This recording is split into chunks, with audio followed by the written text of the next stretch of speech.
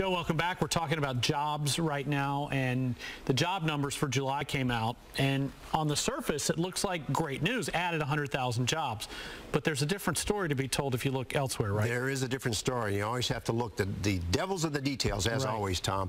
The two numbers came out that we had 160-some thousand jobs, 100,000 increase over last month, and the market rallied as we were fearful of getting into recession, so the stock market rallied. It was a good day on the markets. But then the unemployment number came out, which went up from 8.2 to 8.3%. So how, I mean, these things kind of run counterintuitive to each other, that we add 100,000 more jobs than last month, but unemployment goes up, what, 0.1%? Yeah, you're looking at two different sources.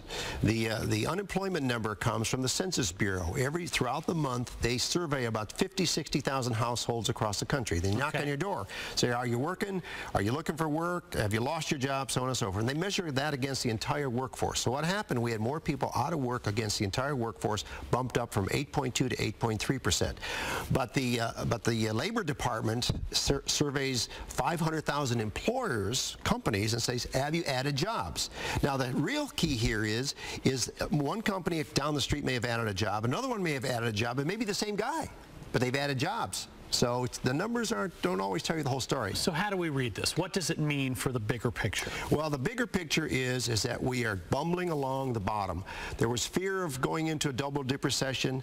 It's still a possibility, but it isn't nearly the possibility that was a year ago. So that's the good news, I think, for overall. The problem is the consumer still isn't spending money, and therein is the problem. The consumer represents 70% of the economy, and they're not spending money. And so all of this, of course, as it always does, you mentioned the stock market rallied, this always affects mortgage, credit, and things like that. And so here's what I want to know. Why do interest rates generally go up when the market is going up as well? Well, here's what happens. When stocks become in vogue, like they did on Friday, people take money out of fixed income, out of bonds, okay? So if you're selling bonds, that depresses the price. When the price of the bond goes down, the interest rate goes up. It's an inverse relationship. Just remember, bond prices go down. Why do the bond prices go down? Because people are selling bonds to buy stocks.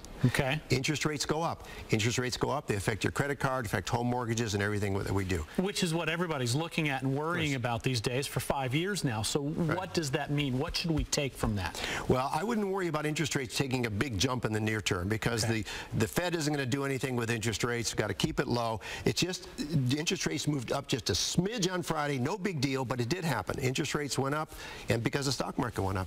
Okay, Joe Bert, thanks as always. Good to see you.